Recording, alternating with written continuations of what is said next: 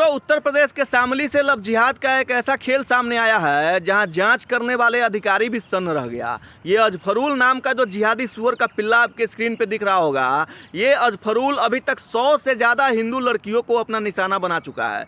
100 से ज़्यादा हिंदू के बहन बेटियों को देह व्यापार के धंधा में धकेल चुका है। ये जिहादी सुअर का पिल्ला अपने हाथ में कलावा बांध करके हिंदू के बहन बेटियों को प्रेम जाल में फंसाता था, फिर उसका सामूहिक दुष्कर्म करता था और उसको देह व्यापार के धंधा में धकेल देता था। जांच अधिकारी को यह पता चला है कि अभी तक ये 100 से ज़्यादा हिंदू के बहन बेटियों को अपने प्रेम जाल में फंसा चुका है और उसके साथ सामूहिक दुष्कर्म करने के बाद उसको देह व्यापार यानी वेश्यावृत्ति के धंधा में धकेल चुका है। कई लड़कियों को तो ये विदेश तक भेज चुका है। जरा सोचिए भाई साहब, हमारे देश में हिंदुओं का कितना तेजी से पतन हो रहा है और इसका सबसे बड़ा जड़ लव जिहाद और धर्मांतरण है। लेकिन आश्चर्य की बात यह है कि हमारे देश में कोई ऐसा कठोर कानून ही नहीं है, हमारे देश के संविधान में कोई ऐसा कठोर कानून ही नहीं है कि लव जिहाद करने वाले सुअर के पिल्ले को और धर्मांतरण कराने वाले सुअर के पिल्ले को 1 महीना के भीतर भीतर लटका दिया जाए। और हमारी भारत की जो सरकार है वो भी कोई ऐसा कठोर कानून ही नहीं बना रही है जिसके तहत लव जिहादी और धर्मांतरण कराने वाले सुअर के पिल्लों को लटका दिया जाए। लेकिन दुर्भाग्य देखिए कि हमारे देश का हिंदू समाज जातियों में बटा हुआ है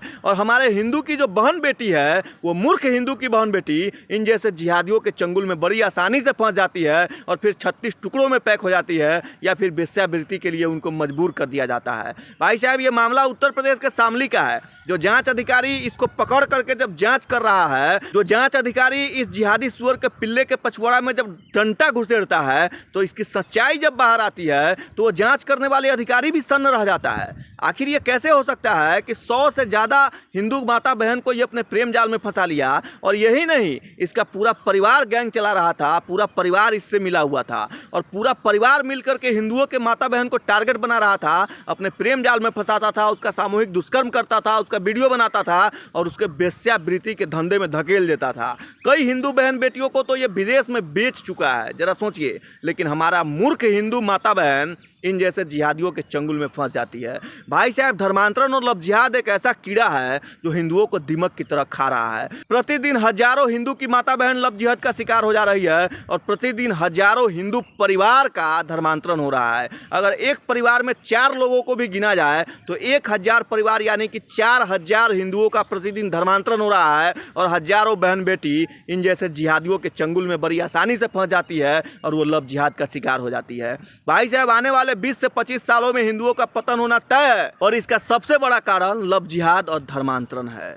इसलिए हम सबों की जिम्मेदारी बनती है कि भारत सरकार से ये मांग की जाए कि धर्मांतरण और लव जिहाद के खिलाफ कठोर कानून बनाया जाए, गौ हत्या के खिलाफ कठोर कानून बनाया जाए।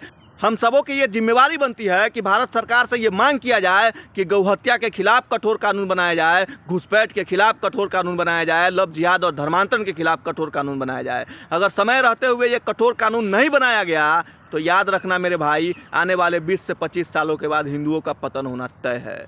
जय जय श्री राम।